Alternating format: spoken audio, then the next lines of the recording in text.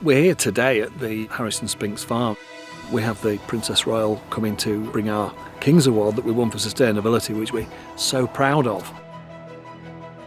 It's a very proud morning for us. It's such a great thing to have a royal visit to the farm.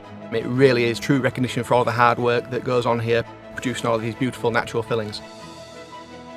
It's going to be a great opportunity to talk about natural fibres, why we grow them, why we process them, and the benefits it gives to both beds and society as a whole, removing carbon from our products and just making things in a more sustainable, healthier way.